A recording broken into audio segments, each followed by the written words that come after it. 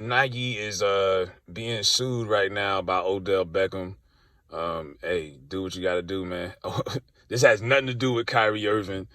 So it's like it's in the wake of that, and I know recently the owner looked like the crypt keeper or something. Like this guy, this creepy guy right here is the owner of Nike. He was like, he put Kyrie on a suspension basically. And it's like these companies, like you always see them just randomly drop rappers and athletes all the time. It's like, are these contracts not guaranteed at all? Like these guys are on like non-guaranteed contracts, and a lot of these guys, these companies can just breach these deals and just drop you. I remember years ago, Pepsi just dropped, what was it, Ludacris? Somebody, like they could just, these companies just drop you, like they don't care. You'll lose a deal in a second. And Odell, you don't usually see athletes clap back like this, but he's suing Nike. He says they owe him about $2 million. He got with them early on in his career, where he was with the Giants, had that big catch, made him a star. But when he went to Cleveland, like no disrespect to the Browns fans, but Cleveland is like no man's land. And this is when Cleveland was really bad. And Odell just kind of got lost. Like he wasn't as relevant as he once was. They didn't want to switch the color schemes to his new team when he switched teams. He had a problem with that. They wouldn't switch. I guess they didn't feel like it was marketable. He wasn't really out there like that. And then he was playing with Baker Mayfield. He was getting phased out the offense. And that's why so many people was happy for Odell when he went to the Rams and got that Super Bowl, because you're like, okay, he resurrected his career. If he decides to leave, he did something.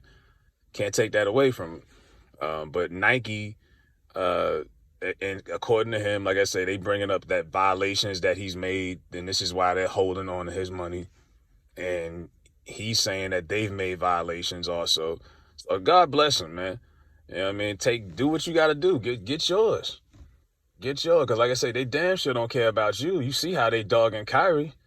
Until the owner, I guess, lets Kyrie come back, Nike is like, yeah. And then they had the nerve to say, we might not even let you come. Like, that's crazy. So yeah, we might we might let you do business with us again. Like what? Like that's no respect, man. None. And these are the people that you're gonna give a lot of money to in the next few weeks. I know a lot of people like boycott Nike, but you can't just make people do that. And good luck trying to get niggas to boycott Nike when Black Friday is coming up next week, right? And all these deals and sales and all these Jordans and everything, man. You already know what's gonna happen. You know what I mean? So it's like you can look at the money black people put into shit. Like, bro, Black Panther, Wakanda Forever. I didn't even go see it. Like that 300 million, I think it made this weekend. I think that's the highest any movie's done since like the pandemic. Like that's crazy. You already know who was in the theaters watching that, spending money.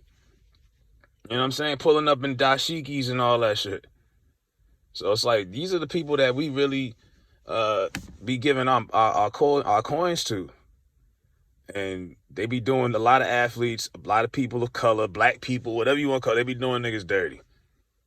So I applaud Odell for stepping up and saying, all right, I'm going to pull your card now. You know what I mean? Because y'all been doing cats dirty for years. I'm pretty sure you could look up plenty of guys who done got dropped. I mean, a lot. AB, and we know he crazy, he reckless, but I mean, he had deals with damn near everybody. They just cut him. And they don't owe him anything.